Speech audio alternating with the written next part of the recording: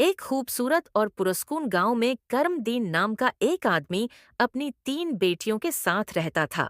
इसकी बीवी का इंतकाल कई साल पहले हो चुका था और वो अपने हमराहों के साथ रहता था। बेटियों की परवरिश अकेले ही कर रहा था। इसकी 3 बेटियों में सबसे छोटी ज़ैनब थी, जो अपनी उम्र से ज्यादा अक्लमंद, सलीके वाली और हमदर्द थी। उसके दिल में लोगों की हकीकत देखने की एक खास सलाहियत थी। एक दिन जब गांव में एक बीवा औरत आने लगी और करमदीन के घर अक्सर आग लेने आती, ज़ैनब को उसके बारे में कुछ अजीब सा महसूस हुआ। इसकी बाकी 2 बहनों ने बीवा औरत के बारे में कुछ ज्यादा सोचने की जरूरत नहीं समझी, मगर ज़ैनब का दिल इस पर शक करता था। कुछ दिनों बाद ज़ैनब की शबहात दरस्त साबित हुए। बीवा औरत का असल मकसद कुछ और था। उसका मकसद करमदीन के घर में आना और फिर उसके दिल में कोई नया शौक पैदा करना था। उसके बड़े इरादे आहिस्ता आहिस्ता जाहिर होने लगे। जब करमदीन ने उन बातों का पता चलाया तो वो गुस्से में आ गया और इस बीवा औरत का मुकाबला किया। लेकिन इस औरत की चालबाजी है और चालाकी ने करमदीन को अपने जाल में ऐसा फंसा लिया कि वो उससे बगैर अपनी बेटियों की मशूरे के शादी कर बैठा। बीवा औरत ने करमदीन को मुकम्मल तौर पर अपने काबू में कर लिया था और उसकी बेटियों को बेशुमार तकालीफ का सामना करना पड़ा। इसने अपने सख्त रवैये और जुल्म और सितम से उनकी जिंदगी अजीरन बना दी। उनकी जिंदगी में खुशी का कोई सामान नहीं बचा था। मगर ज़ैनब, जो हमेशा अपने दिमाग पर भरोसा करती थी, ने अपनी बहनों को हौसला दिया और कहा कि हम इन हालात का मुकाबला करेंगे और कहीं न कहीं सुकून मिलेगा। एक दिन इन बेटियों ने फैसला किया कि वो इस जुल्म से छुटकारा पाने के लिए घर से फिरार हो जाएं। वो सब जंगल की तरफ रवाना हो गईं, जहां एक बुजुर्ग संत रहता था। इस सनत ने उनका खैर मकद्दम किया और उन्हें एक मौजज़ाती अनार का दरख्त दिया, जो उनकी जिंदगी में खुशी और सुकून लाने का वादा करता था। वो दरख्त इतना अजीब था कि जो भी उसके करीब आता, उसकी हर तकलीफ दूर हो जाती। मगर बीवा औरत ने जब उस दरख्त का पता चलाया तो उसकी गुस्से ने करमदीन को मजबूर कर दिया कि वो दरख्त को तबाह कर दे।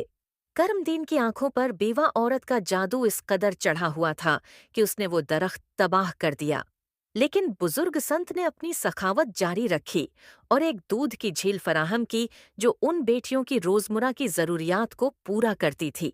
ये झील उनके लिए एक नामत बन चुकी थी। मगर बीवा औरत ने अपनी शरारतों से इस झील को भी तबाह करने की कोशिश की। उसने एक रोज अपनी बीमारी का बहाना बनाया और करमदीन से कहा कि वो बेटियों का खून तलब करे। करमदीन, जो पहले ही उसकी बातों में आ चुका था, उसका हुक्म मानने के लिए तैयार हो गया। इस मौका पर करमदीन की बेटियों ने अपनी तकदीर पर अफसोस किया और खुद को इस अलमिया का हिस्सा महसूस किया। ज़ैनब ने अपनी बहनों को तसल्ली दी कि हमें इस दुनिया में कुछ न कुछ अच्छाई तलाश करनी होगी, वरना ये जुल्म कभी नहीं खत्म होगा। करमदीन, जो एक वक्त में अपनी बेटियों के लिए हर चीज कुर्बान करने के लिए तैयार था, आखिरकार अपनी बेटियों को तुर्क करने पर मजबूर हो गया ताकि वो उन्हें जिस्मानी तौर पर नुकसान न पहुंचाए। लेकिन उसके बाद 3 नेक शिकारियों का आना उनकी जिंदगी में तब्दीली का सबब बना। ये शिकारी उन बेटियों को अपने साथ ले गए और उनसे शादी की ताकि उनकी हिफाजत कर सकें और उन्हें बीवा औरत के जुल्म से बचा सकें। उन शिकारियों की शादी के बाद बेटियों को एक नई जिंदगी शुरू करने का मौका मिला और उन्होंने सुकून की जिंदगी गुजारनी शुरू की। लेकिन एक और चैलेंज उनकी जिंदगी में आया जब ज़ैनब के शौहर नासिर का अचानक गुम होना एक मामा बन गया। ज़ैनब को कुछ वक्त तक उसकी गुमशदगी का पता न चला, लेकिन फिर ये राज खुला कि नासिर एक जादूगर के जाल में फंस चुका था।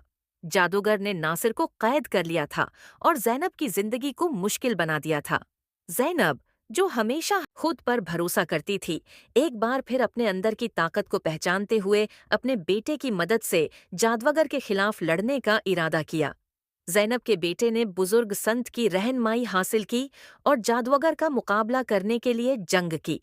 इस लड़के ने जादूगर को शिकस्त दे दी और उसके जाल से नासिर को आज़ाद कर लिया।